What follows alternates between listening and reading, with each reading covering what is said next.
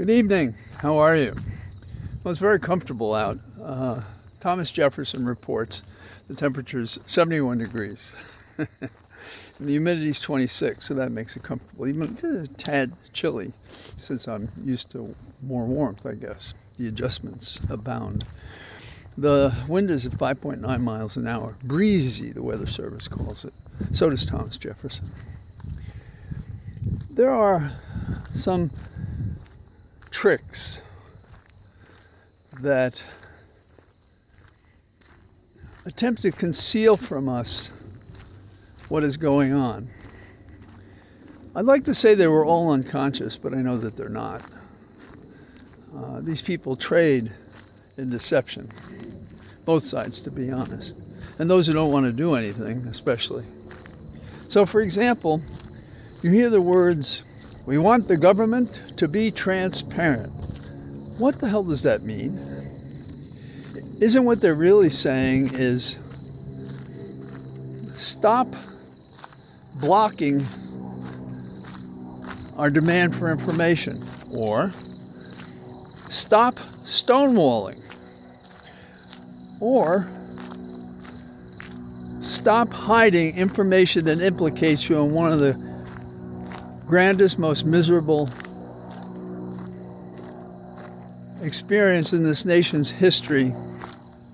What our government has allowed to happen to children used as sex slaves for Epstein and his friends. Tell us who they are. Reveal that information. Or quit your job. You took an oath, you failed it. So move out of the way. Move out of the way for us. So, transparent. Now, what's the opposite of transparent? Opaque.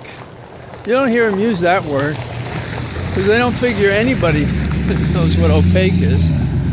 But opaque means I can't get through it. I can't see it.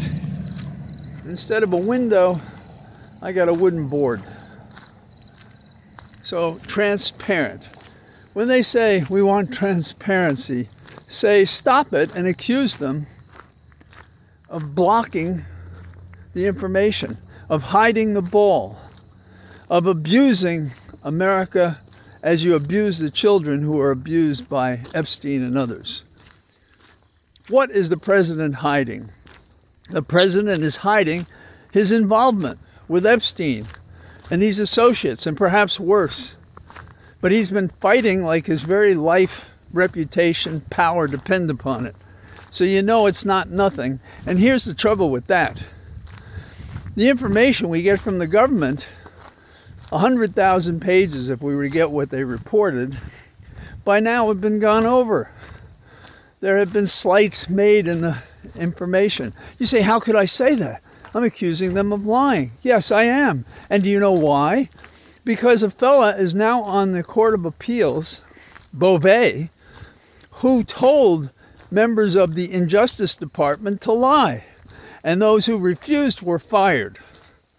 And he was rewarded by the President and the Senate to go to the Court of Appeals. Now, what kind of evidence do you need? Transparency? No.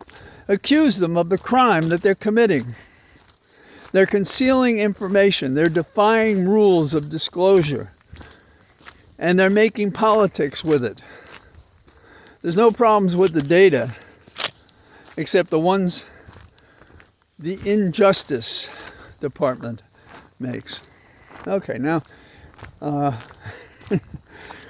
was thinking there's a group, the National Gardeners, and I thought, well, that's nice. That's not better than the National Guard, the National Gardeners.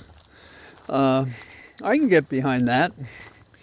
Holly, by the way, is a master gardener. Master gardeners have thought more highly of themselves than the National Gardeners, but still, you get the point.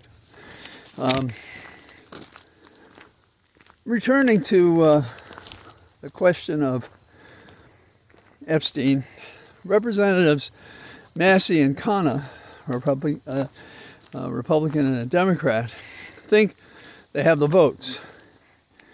But the majority leader over in the Senate, Thune, he's going to try to kill it. I suppose the president, if it passed, would try to veto it, but I still think it's a fight worth having. Because a fight worth having defines the positions of the players. And a fight worth having, might actually bring out that ancient person within these elected representatives who have sold out our country, and they might remember that they got into politics to make a difference, and they're now making a difference for the worse. So, and this has happened before, that people see their way. How much money would I put on it? 20 cents on the dollar? Less, maybe. So, while they're scrubbing what may finally be released, I'm glad to say that the survivors are collecting their own information and intend to make that public. And I'm glad for that. Because who the hell can we trust? The only ones we can trust are we the people, those who go to court. Many judges in the lower court can't trust the Supreme Court, can't trust the Congress to do anything. Jawboning is not doing something. Passing resolutions, seeking censure, seeking impeachment, going to court yourself as the Congress to uphold the laws you passed, to fight for them. Now that's a different story. That's what we need. That's what we need.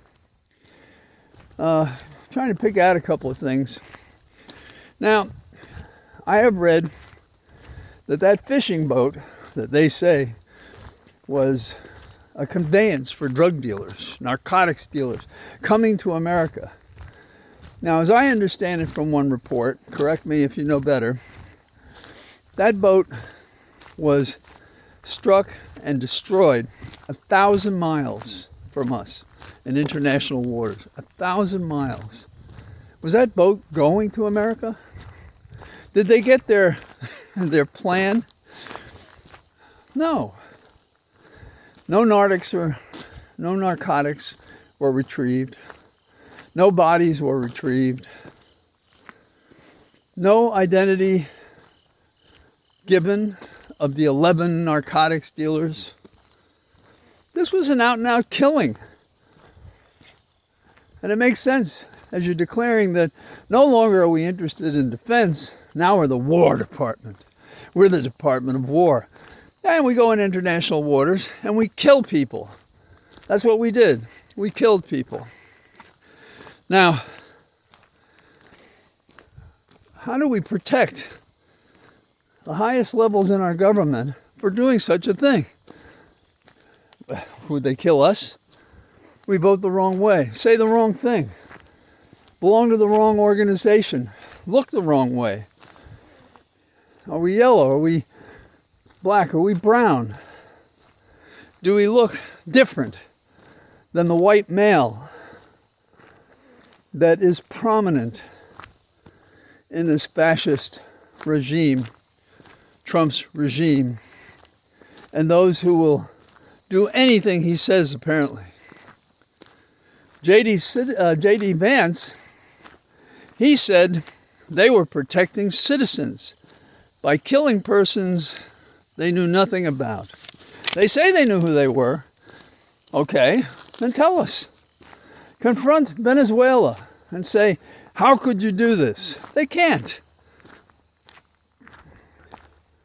They can't.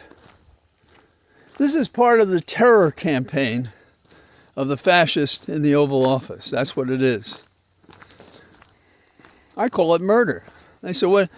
Vance says he doesn't give a shit what you call it. I call it murder. How about that? Now, I'm not alone.